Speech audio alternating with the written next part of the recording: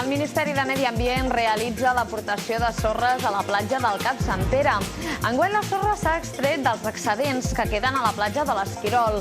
Es calcula que els treballs estaran enllestits les properes hores i després serà l'Ajuntament de Cambrils qui realitzarà la neteja de platges, la instal·lació del material i el condicionament definitiu. Hola a tothom. Les platges encapçalen aquest dimarts la nostra atenció informativa. En el Cambrils avui també els expliquem altres notícies, repassem les més destacades en el sumari. 13 socorristes vigilen les platges de dilluns a divendres des d'aquesta mateixa setmana. La plantilla es doblarà durant el mes de juliol, un cop entrada la temporada alta. Tot a punt per la Fira del Cavall de Cambrils, que es celebrarà des de dijous i fins diumenge a la zona esportiva propera al camp de futbol. Els millors cavalls de tot l'estat participaran en el concurs morfològic, una prova puntuable pel Campionat d'Espanya. 275 nois i noies de sisè de primària dels centres escolars de Cambrils participen en el taller Transformacions.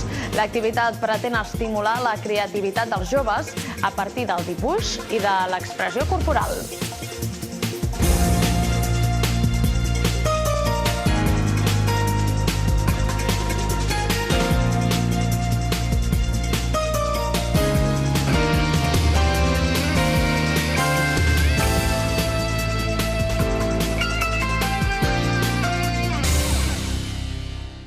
Les platges de Cambrils estaran totalment preparades per la temporada d'estiu a mitjans d'aquest mes de juny.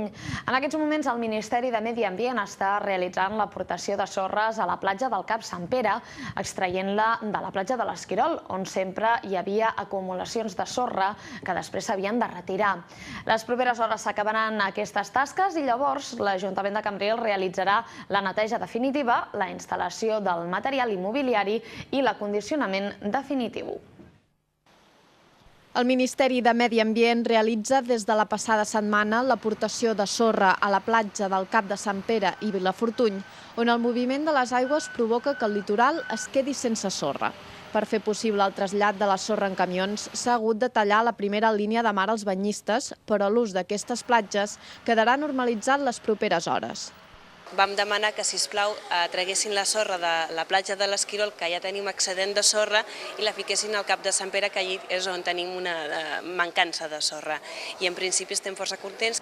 Quan les màquines del Ministeri acabin l'aportació de sorra, l'Ajuntament de Cambrils realitzarà la resta de tasques de condicionament de la platja. Això implica l'anivellament de la sorra, la neteja de les platges i la instal·lació de dutxes i mobiliari, entre d'altres. Uns treballs que es preveu que estiguin completament enllestits a mitjans de juny.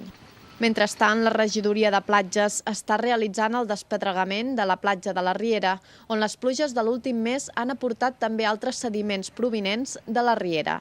En aquesta platja enguany s'ha començat a trobar posidònia, una alga que demostra la bona qualitat de l'aigua. Les posidònies es retiraran un cop estiguin seques a la sorra. Pel que fa a les platges de Ponent, el condicionament s'iniciarà pel Dorado, que és la platja més concorreguda pels banyistes.